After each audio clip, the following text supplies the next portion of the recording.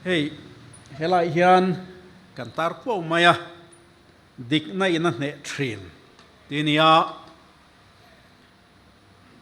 dik na chu engeni ti hi kan setlang puin ka ringa.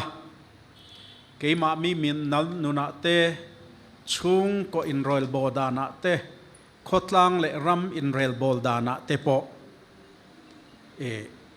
adikle diklo hi chu kan hriane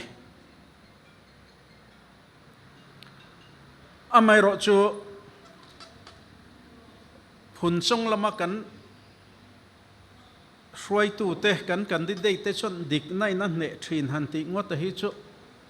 tun kan by election a hi chon adiklo mangi o anti ril ruk hi ka ringa achan chu an that lo le eng lo wang ni lavin da nina aphal lo sum thil ti theina wang he tianga chakta hi an ni ti hi an mu dan chiang takani tlat sia chu wangin dik nai na ne thin kan han tia eng tika chuan nge dik na chuan ne na chanang ti hi ngai to tham tako omani chop le chila chuan dik na hian ne na achang lawe mo chu ti mai tur thil mu tur tam tak kan ni tin na po hian omin ka ringa amai ro chu dik na hi atlova diklo thaka thil ti le diklo taka ti tu te hi chan thachang angin lanchang ombok ma sela adai rei ngai lawane chuwangin kumsang ni somni pariata chuan dik taka thil ti tu ten ne na chan kanin bei seidona ne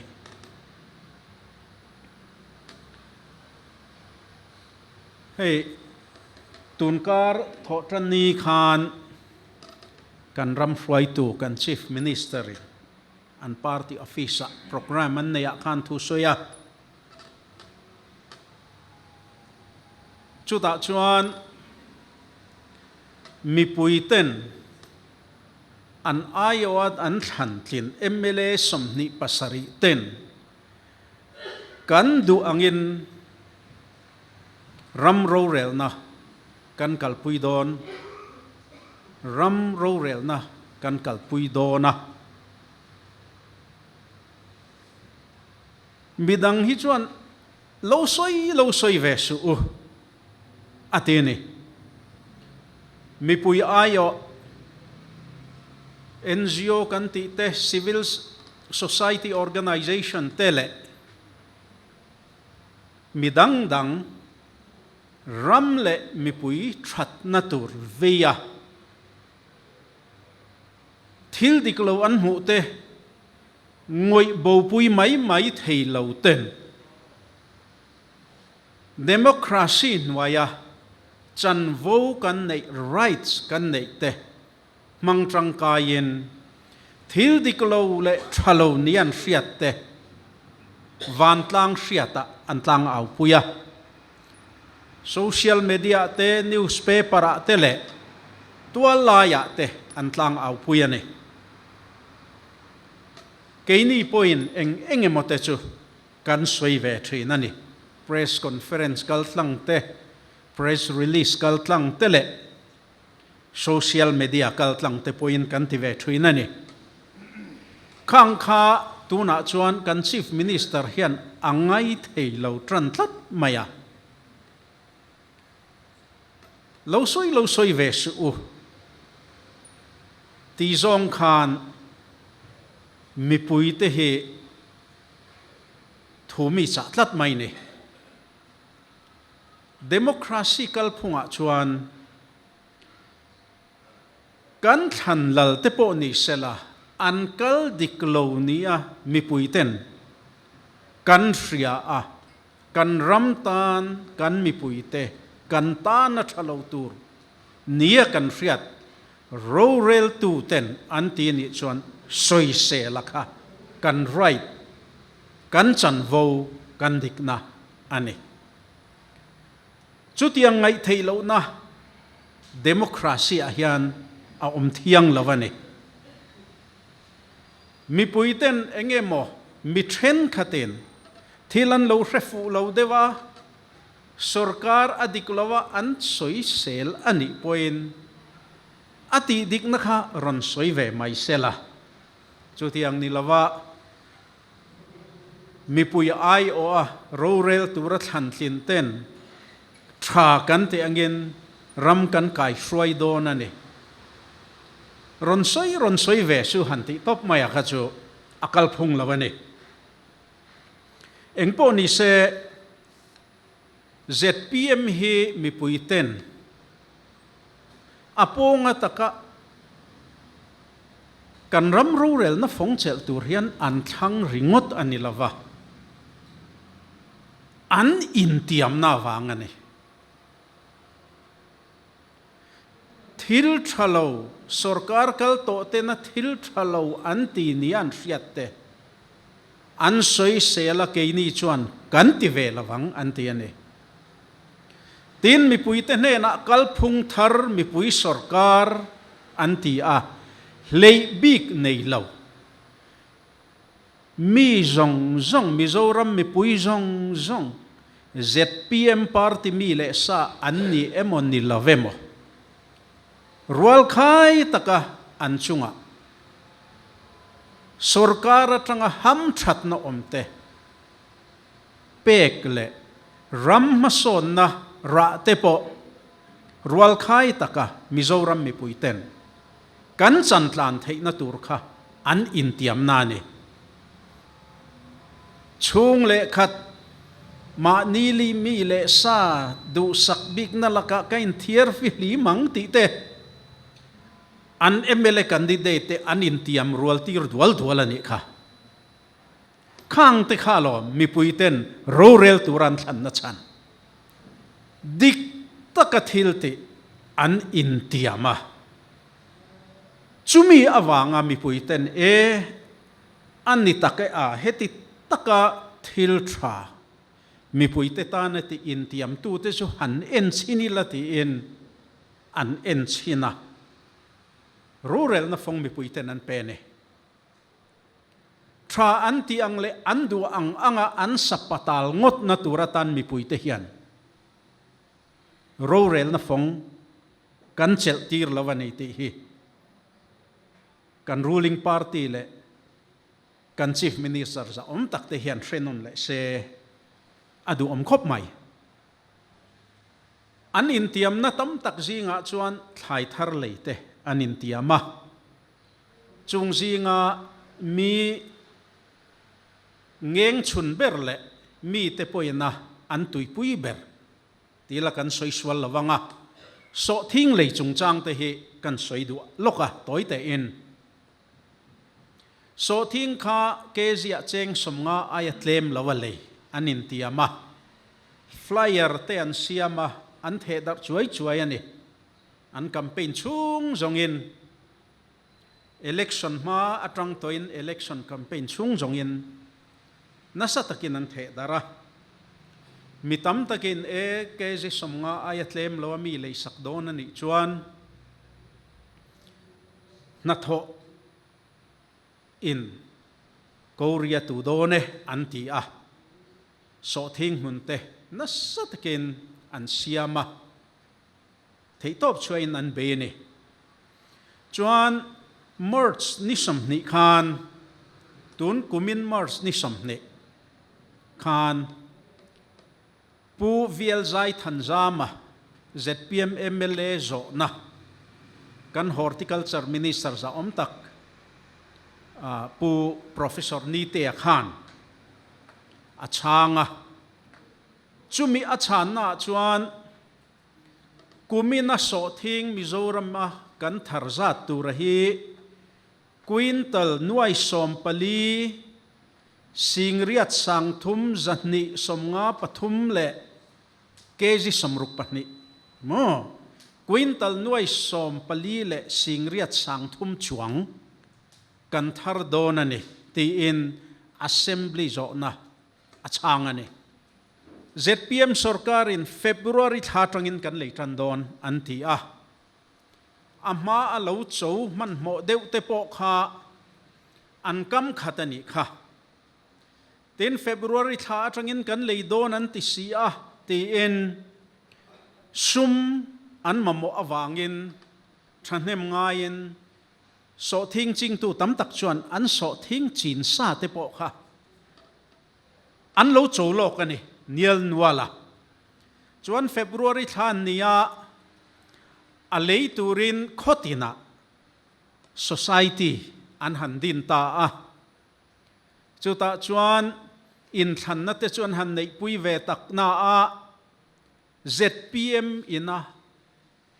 an thu nuai thei society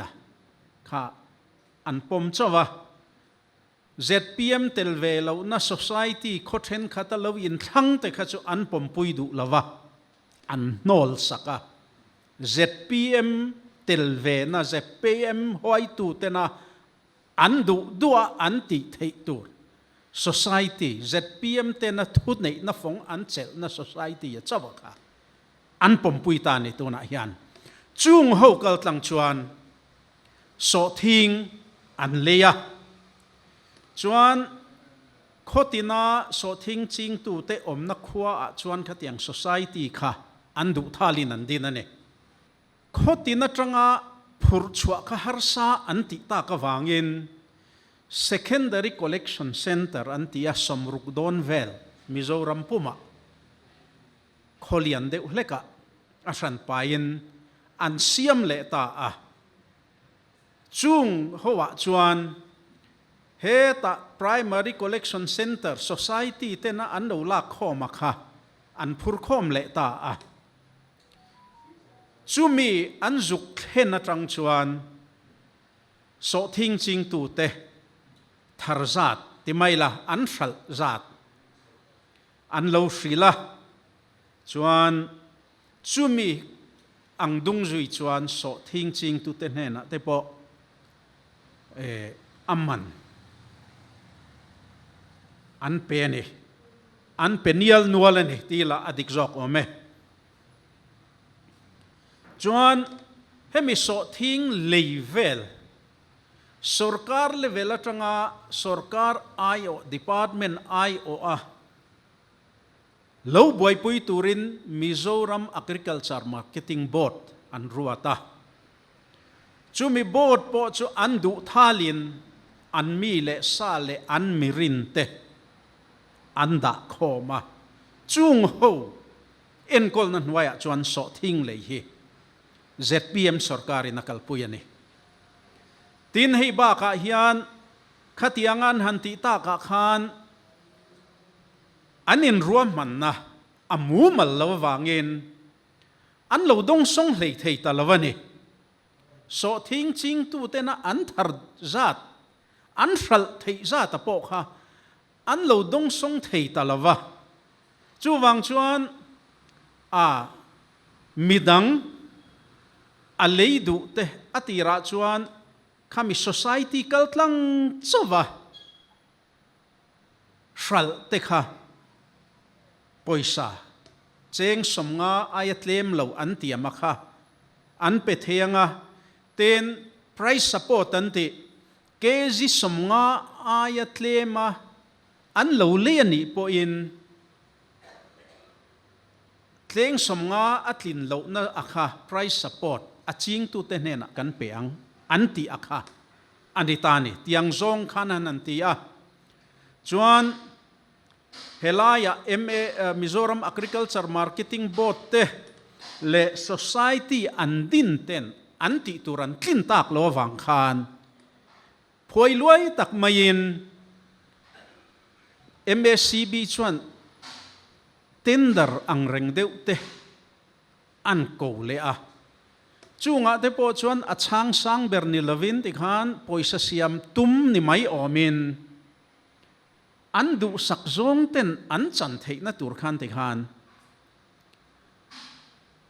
transparency omu mal lovin ti han an tin ti tamai ne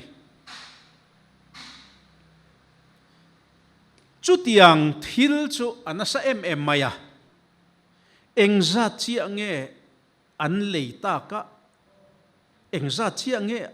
leilawa la omte po hi asiat thei to lawa chumi ti chiang tu chu helai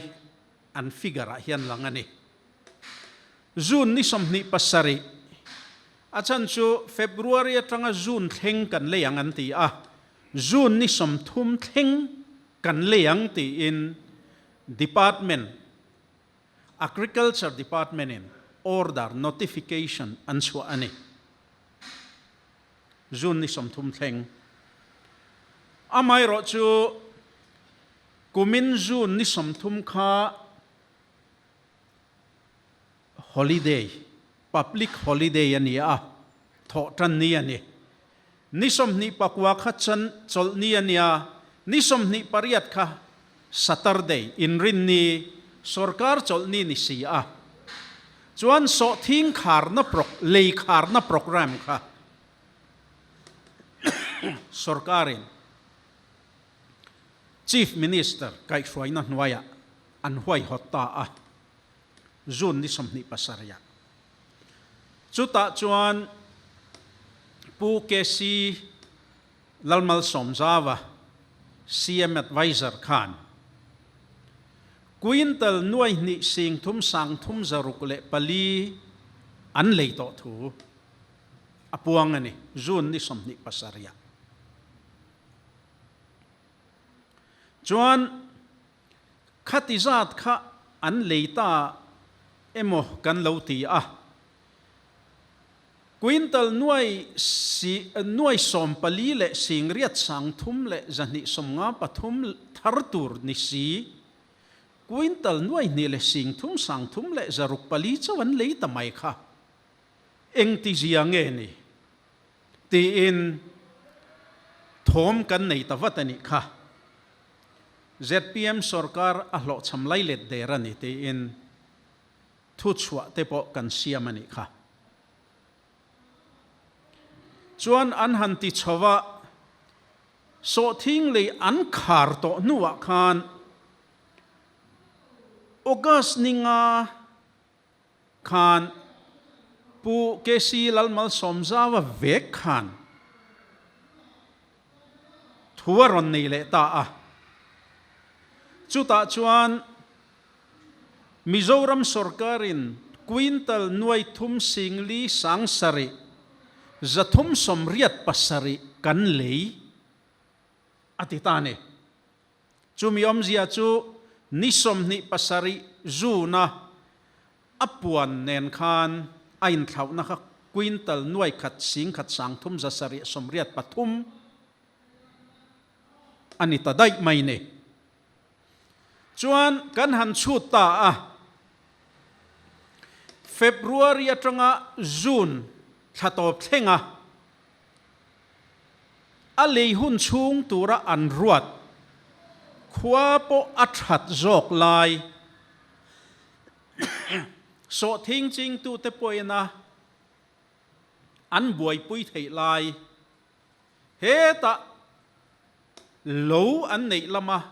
an buai em ma le khwa po ala that deu lai khan nitin quintal sang khat zariat somruk pakwavel nitin quintal sang khat zariat somruk pakwavel lei angan ne kan le angan ti chung khothat lai le ahun lai khan mo nitin quintal sang khat zariat somruk pakwa lei angan ne ma se an khar nu July le August ha ninga theng khan nitin quintal sang thum zali somnga vel kan lei anron tile tatai mai ne kan reveka July le August ha chote khachu ru asur chu renga khotrat lai om mangla so thing ching tu ten so thing po han chodon sela buai thak lutuk khopa khoche to ani apur vel na po kong min le kong chia atam to a buai thak to โคตรลายหุ่นทราจงอ่ะนี่ตินควินตัลขัดเละสิงเรียดเละสมรุปปักวาเล็กเลี้ยไทยขานควินตัลสังทุมจะลีสมงาเวลนี่ตินอันเลี้ยตัดทุดเสียนี่ข้าทิลไทยละวันนี่ทิลเฟลละวะอมนี่ตีอินกันรถทางเอาเละตัดชีอะจวนตุนนายะ Agriculture Minister in September ni som pasari ni som pakata khan so thing lei chung changa thil dik lo tian om awangin alei man naman te po hi kan pe chuak lei thei lawani tin chuan lam siam nan ron mangta chuan kalta kar top khan kar tun kar masa mo kar kalta kar top khan puke silal mal somjawa vek khan thil diklo tian om awangin so thing leile hral chung changa thil diklo wa tam awangin poisa hi kan pe chuak lei thei lawani a fel na huna chon kan pe chuak thei an ti ta an mani society din an mani mi le sa te na unsupervised uncontrolled na nuayami Mizoram Agriculture Marketing Board an mirin le andu sakzong te anda klap na ina a enkol na nuaya so thing an lei chung chang a hian aboya omani chuan midang dem turan omlo ZPM sarkar le an man ruate bak hi dem turan omlo ti hi voinia hian ka soidu ane kut na thok tu te dem sukse anma ni man roman te adik lawani chuan athiam lo tu chu ZPM sarkar ane so thing ching tu te an ni lo ti hi voinia hian ka soidu ane mo phurna langam ro se anti diklawani zon kanti diklawani tingam ro se tin Legislative Assembly a MLA zo na an chana khan quintal nuai sompali le singriat sangthum zani somnga pathum le keji somruk pani hi kan tharturani kumina kan tharturani anti ani le quintal nuai thum le singli sangsari zathum somriat pasari chuk an le ni chuan khoya nge quintal nuai som pakhat le singthum sanga zariat somruk parukha omta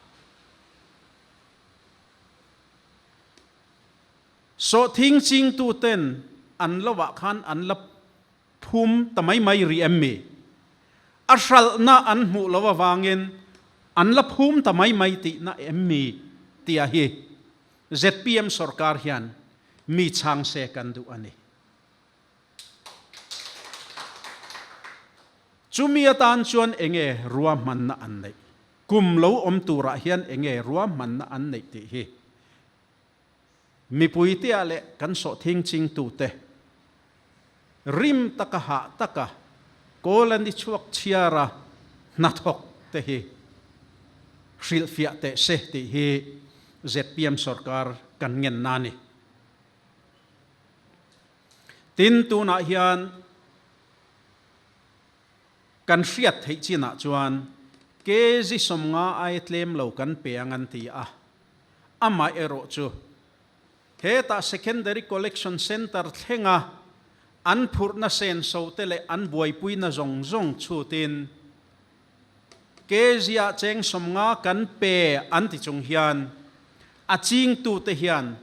kezia cheng som thum atanga som thum pasari in karvel chok hi kan chanani anti heng te po hi ZPM sarkar hian han soifia te se ti hi i kan ngen na ani bokani then kan chief minister in mi pui ten an than tlin MLA somni pasari ten tra kan ti angin rorel na hi kan kalpui don ati chung changa hian zo na dang pakhat ka nei le a chu election campaign lai khan restricted tender lem manga na tam tak na lian tak dan kala MNF sarkari na ati te an soi sela ke ini chuan kan ti ve lawang ti in mi pui te an in ti mani kha ma se tu na kan hu dana chuan chief minister ngei phal na la in restricted tenderin na lian tak dan ang chuan open tendera dik takati ngei tur ang chi ate tin justification zik kluak lo mga restricted tender lem tho mga andu sakzong te contract na anpek vak te hi emni kandu angin rorel na kan kalpuyang ati ina aken tela chu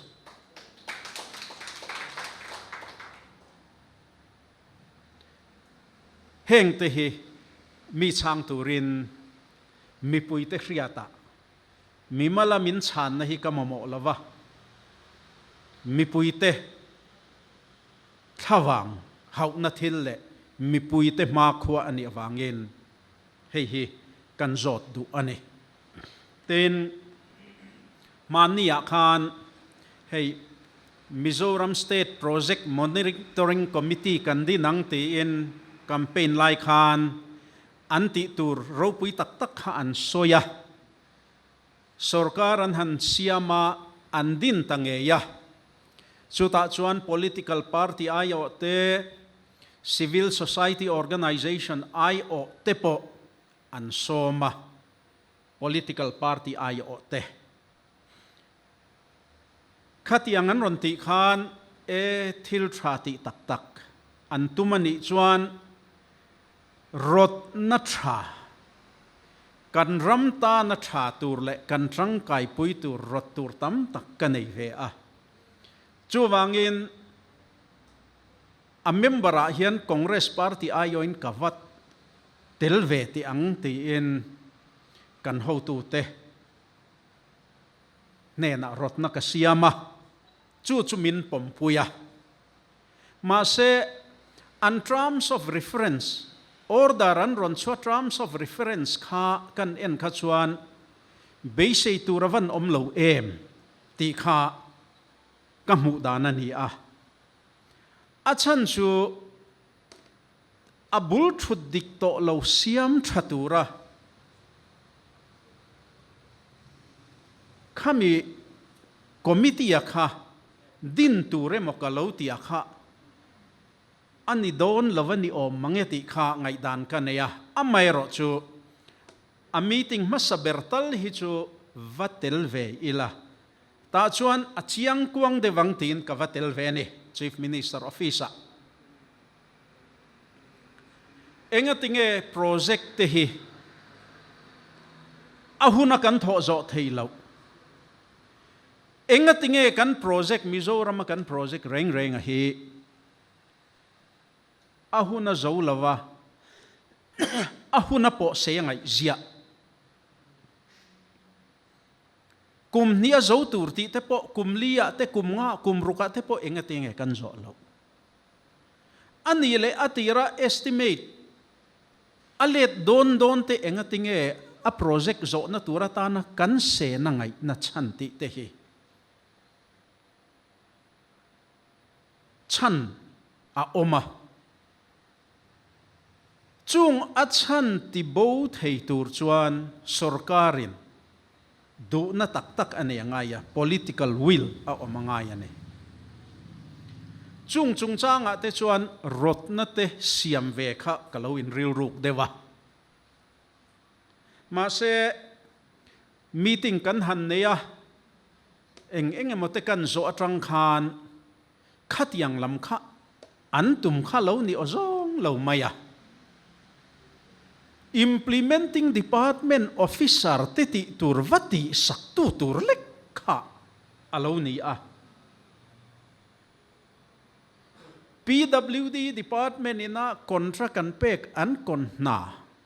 an department nuaya na te a that lo va en pui tur va en tur va check tura din lek halo nia khang da chu PWD engineer te mo phurna nia PWD minister le anuaya thok engineer te mo phurna nia kha sarkar kalphung Mizoram ma hian kan ti ve lo ni point sarkar danga ti dan ve kan ni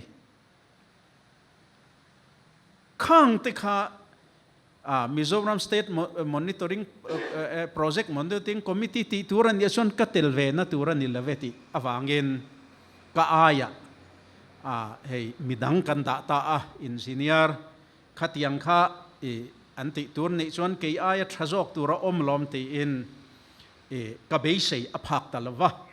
kan ti ani chu wangin mani loka khan report te khan han submita khanga po khan PWD engineer te ti tur anvati ba ka kha soituran nei po karing lawa trul lawa hun khoral na trul lawa sum senral na mai ani ti hi ke na ka mu dan ani an report khalo clear chia ula implementing department te mo phurna anti tura kha hemi state project monitoring committee han anvati sak mai ani ti kha chu in mu thei karing chung te chu tha anti anga ramro rel na an kalpui dan tur phungani chuan angai thatlak lo katiani chung te chu kan soi du ten ka soi to ang khan democracy ya chuan sarkar ding lai hi atrafel fam kim lo tlang puyang mi puite du thu sampo antlin lo tlang puyang chutiang ani awang tak chuan akhal ngil tu tur mi puite opposition party te le civil society organization mi pui ai o tele mimal thanem ngai te po in sarkar hi anti diklonia kan hriat te kan pholana thil tha anti turnia kan ngai te titura kan vanora hi athianga chu kan chief minister in alo ngai thei lo mai ani chuan angai thatlak lawani chu wangin heng te hi keini chuan soisel na adiklawani chuan huatura omlawa adikani poin huatura omlaw hei kan principle ni se ti hi kan dua ten andu dana kalpuyan tum dana hian Mizoram Lok Ayukta dan Mizoram Lok Ayukta Act an siam danglam te po kha keini chuan corruption kong kapui hon zau na man ru ani ti in sangni somni pali nikum July thadai to khan press conference ko win chief minister nena khang anti tam tak te po siam tha asut tur te po in le kha kan pe khang te po kha achan na kan mulawa reminder po thonila kan tia kan secretary khan athon to nin ka hria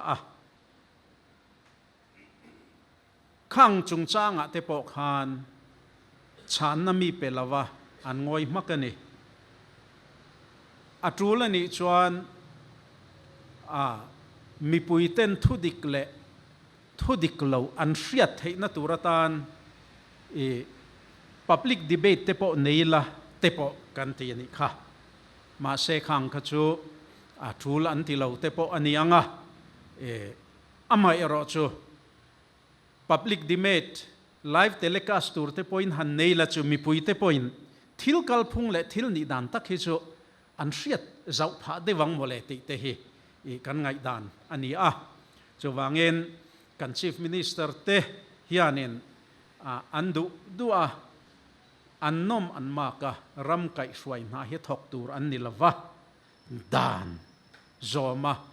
dan nina aphal china kal mai turan nei ti hi renon sela ti hi ya voinia kangen du ani bokani